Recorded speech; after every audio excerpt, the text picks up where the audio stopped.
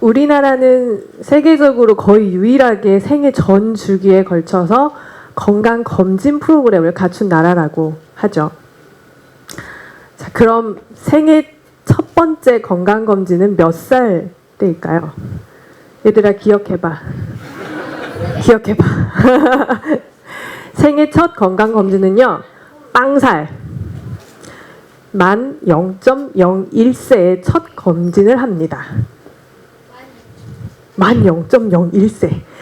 일반적인 산부인과 출산을 한 경우라면 생후 2, 3일 이내에 첫 피검사를 실시합니다. 바로 신생아 선별검사라고 하는 생애 첫 국가 건강검진인 셈이죠.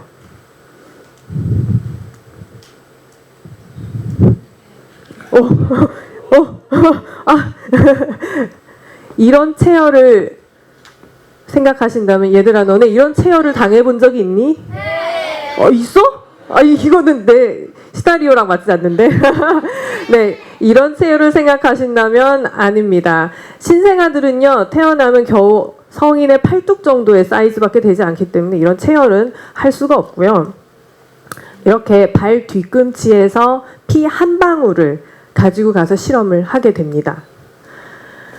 신생아 선별검사는 선천성 대사 이상 질환이라고 하는 것을 확인하기 위함인데요. 이 질환은 희귀 질환이에요. 그래서 대부분의 경우는 정상으로 결과가 나옵니다. 하지만 이 첫 검사에서 제대로 찾아내지 못한다면 그 질환을 가진 아이들은 적절한 처치 시기를 놓치게 되겠죠. 그러면 발육부진, 신경손상, 뇌손상, 심한 경우에는 죽을 수도 있습니다. 하지만 이 첫 검사에서 잘 찾아낸다면 식이요법을 통해서 정상 아이들과 똑같이 건강하게 성장할 수가 있습니다. 제가 이 신생아 검사 관련해서 꽤 오랫동안 연구를 해오다 보니까 이 검사가 가지는 중요성과 취약점을 누구보다 잘 알고 있겠죠. 그래서 제가 아이가 둘이 있는데 이 두 아이 모두 이제 검사 결과를 받았을 때 처음 든 생각이 이거 정확한 거 맞아? 라는 생각을 하게 되더라고요. 우리 병원에 가면 검사를 하지 않습니까? 그러면 숫자들이 눈앞에 주르륵 펼쳐집니다. 여러분들 한 번쯤 이런 생각 해보신 적 없으세요? 이거 정확한 거 맞아? 자, 이 질문에 답을 얻기 위해서 몇 가지 따져봐야 합니다. 믿을 만한 검사실에서 확실한 방법으로 근거 있는 측정을 했는지. 자, 요 세 가지 요소를 만족한다면 비로소 정확한 측정 값이 되는 겁니다. 나 공감해 준 거지? 아이 고맙습니다. 이것은 비단 임상검사에서만의 문제가 아닙니다. 우리가 집에서 쉽게 접할 수 있는 계측기들이 있어요. 즉 측정을 통해 값을 보여주는 것들. 예를 들면 체중계, 체온계, 그리고 요새 아주 핫하죠. 가정용 미세먼지 측정계, 그리고 가정용 혈당계. 이런 것들이 보여주는 값들도 믿을 만한 공정을 갖춘 곳에서 확실한 기준을 가지고 잘 만들었는지의 여부에 따라서 그 기기들이 보여주는 값은 정확할 수도 있고 아닐 수도 있습니다.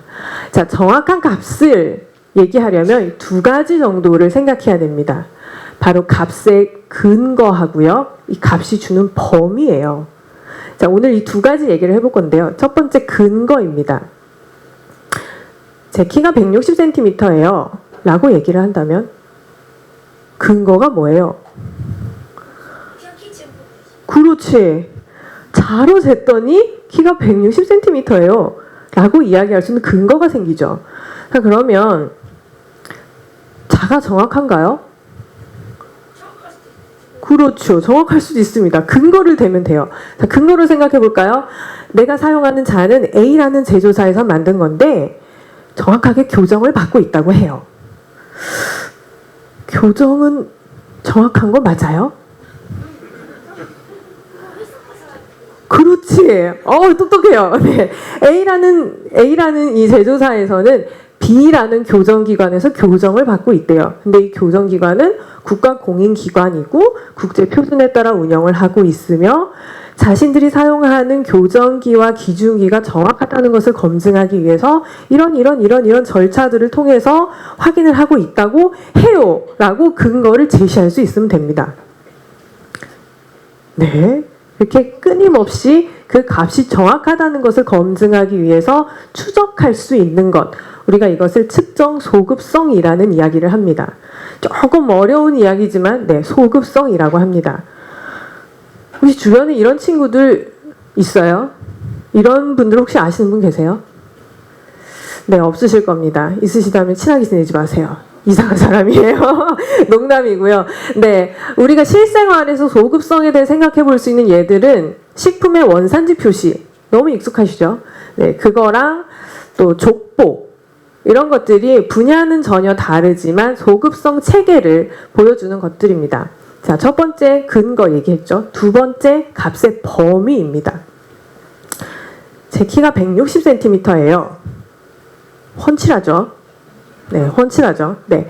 자, 160cm예요 라고 하는 말의 의미는, 감사합니다. 말의 의미는 159cm보다는 확실히 크고요. 161cm보다는 확실히 작은 그 사이에 제 키가 있습니다 라고 하는 것이 정확한 범위, 의미가 되겠죠. 한 번 더 가볼까요?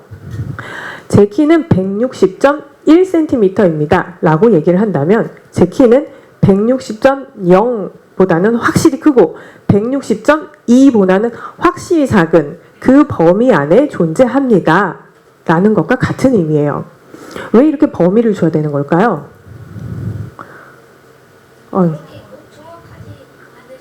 그렇죠. 놀라운데요. 네. 오! 네, 정확합니다. 제 키가 진짜로 얼마인지를 그 참값은 몰라요. 아무도 몰라요. 신도 몰라요. 알 수가 없어요. 우리는 단지 측정이라는 행위를 통해서 그 참값을 추정할 뿐입니다. 그렇기 때문에 제 키는요, 과학기술, 측정기술, 길이를 측정하는 기술이 발전하면 발전할수록 점점 더 그 참값에 근접하겠죠. 우린 이것을 측정 불확도라고 이야기를 합니다. 불확실한 정도, 범위를 주는 것이죠. 자, 제가 검진에 대해서 연구를 하고 있기, 임상 쪽에서 연구를 하고 있기 때문에 자, 검진 얘기를 했는데요. 여기 보이시는 점들 같은 값으로 보이시나요? 아니죠. 하지만 이 점들은요, 단언컨대 현재 과학이 줄 수 있는 최상의 측정 기술을 가지고 같은 혈액 시료에서 콜레스테롤을 10번 반복 측정했을 때 나오는 값의 분포입니다. 최상의 기술로 해도 같지 않습니다. 절대로 똑같은 값이 반복되는 것은 있을 수가 없습니다. 그렇기 때문에 우리는 이 측정의 정확도를 이렇게 표현을 하죠. 바로 요 범위 안에 참값이 존재한다 라고요. 이것이 측정 불확도라는 개념입니다. 자, 그렇다면요, 제가 앞에서 말씀드렸던 검진 결과 그리고 집에서 사용하는 계측기들 값 하나만 보여주잖아요. 그럼 이거는 다 부정확한 결과일까요? 아닐 수도 있습니다. 네, 꼭 그렇지만은 않습니다. 이것들은요, 그 목적과 활용 편의를 위해서 그 정확도를 나타낼 수 있는 범위 안에 한 값을 우리에게 편의상 보여주고 있는 것입니다. 그렇기 때문에 그 정확성을 나타낼 수 있는 근거와 범위를 우리에게 얘기해 줄 수 있는 계측기와 값이라면 정확한 값이라고 할 수 있겠죠. 혹시 집에서 가지고 계신 계측기 중에 1분 남았습니다. 예, 네. 이거 궁금하시면 네. 설명서를 한번 찾아보세요. 설명서를 찾아도 없다. 고객센터에 한번 물어보세요. 한번 해보세요, 진짜. 뭐라고 대답을 할지. 네, 그들은 분명히 답을 제시해 줄 수 있을 겁니다. 자, 어떤 검사실에서 검사를 받든 정확한 측정을 하고 어떤 기계를 쓰든 정확한 측정을 한다면 그 모든 결과들은 동등한 같은 값을 보여주겠죠. 이 병원 저 병원 값이 다르고 이 기계 저 기계 값이 다르면 우리는 측정 값을 믿을 수가 없습니다. 신뢰할 수 없어요. 이렇듯 정확한 측정은 신뢰를 줍니다. 신뢰뿐인가요? 측정이 정확하면요. 이 병원에서 하든 저 병원에서는 같은 결과를 얻을 수 있다면 사실 여러 번 반복해서 검사를 받고 측정을 하는 그런 불필요한 시간과 돈의 낭비를 줄일 수가 있겠죠. 그걸 위해서는 사회적으로 서로 믿을 수 있는 결과를 낸다는 공감대가 형성되어야 합니다. 시작은 작은 측정값 하나에 불과했지만 그것은 나아가서 사회적인 신뢰와 공감대를 형성할 수 있죠.